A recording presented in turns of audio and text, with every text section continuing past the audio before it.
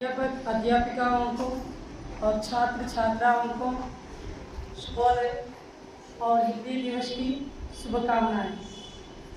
हिंदी दिवस हर साल सितंबर 14 को मनाया जाता है।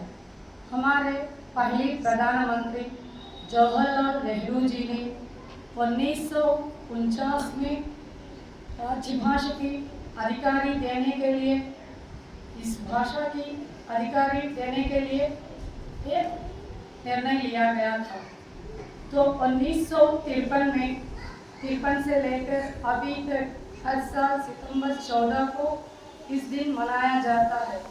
क्यों मनाया जाता है? क्योंकि इस भारत देश में निवसित रहने के लोग ज़्यादातर हिंदी की बोलचाल कर रहे हैं। सो सभी को एक मात्र में बांधने के लिए, यानी एक भाषा की आसानी करने के लिए, यानी उनके अंदर कम्युनिकेशन बढ़ने के लिए इस भाषा में राज्याधिकार भाषा दी थी। भारत संविधान सभा ने इस भाषा को 14 सितंबर को यानी 14 सितंबर 1953 से आज तक भी हर सरकारी कार्यालयों में, स्कूलों में, कॉलेजों में हिंदी दिवस को मनाया जाते हैं। इसमें 72 की बात है, राजेंद्र सिन्हा की जयंती की दिन भी है। कौन सी दिन है? राजेंद्र सिन्हा की जयंती भी इस दिन मनाया जाता है।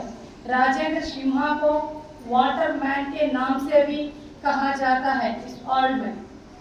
सो धन्यवाद। मेरे साथियों, अध्यापक और अध्यापिकाओं को मेरे नमस्कार। यहाँ पर खड़े हुए बच्चों को मेरे आशीर्वाद। हिंदी हमारी राष्ट्रभाषा है। भारत में अनेक प्रांत है, एक एक प्रांत में एक एक भाषा बोली जाती है, लेकिन इन सभी भाषाओं में हिंदी को क्यों राष्ट्रभाषा के रूप में चुना लिया? इसके कारण यह है, हिंदी आसान और सुबोध भाषा है। इसे अच्छी तरह समझ सकते हैं, बोल सकते हैं और सीख सकते हैं।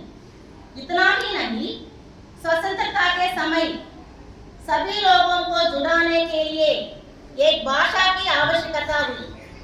यह काम हिंदी से ही साध्य हुआ। संविधान ने 14 सितंबर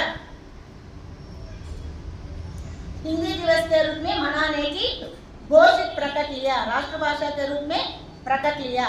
तब से हम 14 सितंबर हिंदी दिवस मनाए जाते हैं। इतना ही नहीं, हिंदी केवल भारत देश में ही नहीं, पूरे विश्व में बढ़ती जा रही है। इसलिए विश्व हिंदी दिवस भी 10 जनवरी को हम मनाए जाते हैं। हमारे राष्ट्रपिता महात्मा गांधी जी ने कहा, हिंदी को लैंग्वेज ऑफ यूनिटी कहा। जन जन की भाषा हिंदी है, भारत की आशा हिंदी है, एकता की जान हिंदी है, भारत की शान हिंदी है। ओके छात्रों, हमारे मातृभाषा के साथ साथ और कोई 2 भाषाएं सीखना जरूरी है। ओके, धन्यवाद।